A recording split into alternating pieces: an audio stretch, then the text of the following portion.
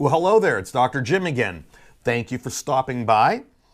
My topic today, hoarding, risk factors, symptoms, and treatments.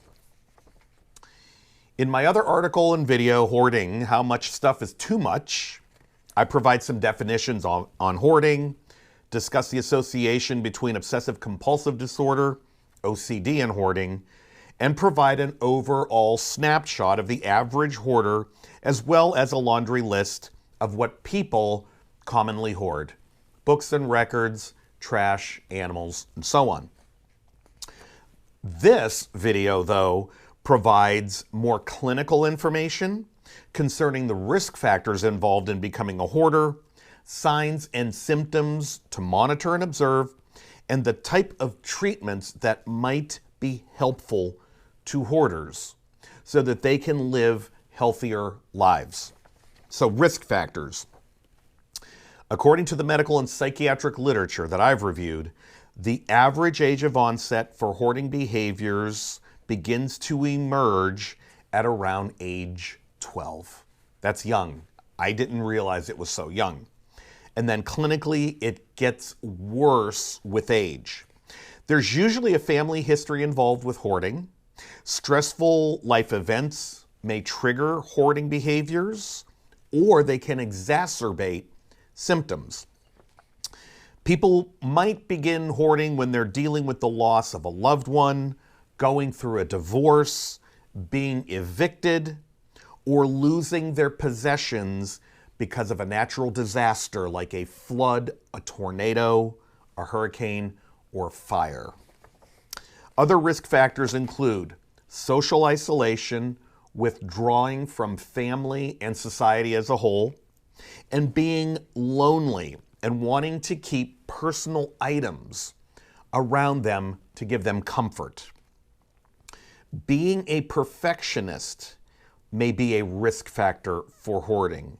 Worrying about making the right decisions and worrying about throwing things away or keeping them, which is indecisiveness, are also known risk factors. Signs and symptoms. There are numerous and highly visible signs and symptoms associated with hoarding.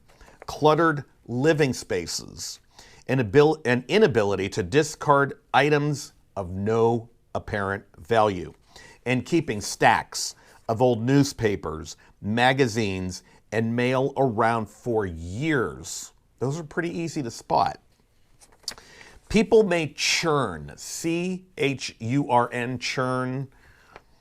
What that means is I really don't declutter or clean something. I just move them around. I'll take one pile of stuff and put it somewhere else, take that pile of stuff, put it over here. That is churning items, which means moving piles of things from one space to another and never throwing them away. Some people exhibit excessive attachment to possessions that show great discomfort letting others touch or borrow them. Others will acquire large quantities of unneeded or seamlessly useless items, including garbage and trash, and even human waste. People may have difficulty managing their daily routines, procrastinate and have trouble making decisions.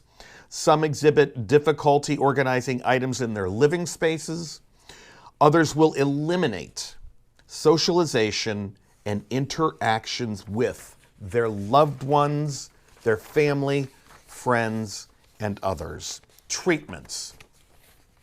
The best place to start for treatment for hoarding is with a thorough physical and psychological evaluation. It's important to rule out any physiological or biological cause of the behavior. Psychotherapy might be beneficial, as well as the use of certain medications like antidepressants. During therapy, a discussion surrounding why the person hoards may yield very valuable information. Behavioral cognitive therapy may address ways to learn how to organize and categorize personal possessions, but in healthy ways. It can teach people how to throw things out that really serve no purpose or any value. Therapy can also help with decision-making skills, stress management, and relaxation. A therapist can actually come out to the person's home and help them to declutter.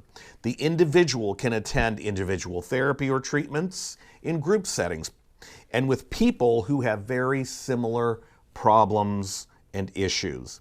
The family may also become involved in therapy. In severe circumstances, sometimes psychiatric hospitalization might be necessary. The ultimate goal of therapy and treatment is maintenance of symptoms and improving this person's life. My final thoughts. Hoarding is a real problem that causes not only physical health and emotional problems, it can be very dangerous. It can lead to fires, the growth of mold and mildew. It can attract pests like rats and roaches. It can be very, very unhealthy. It may be difficult and a difficult problem to treat. And many people who are hoarders in general, they're not rushing out there to seek treatment.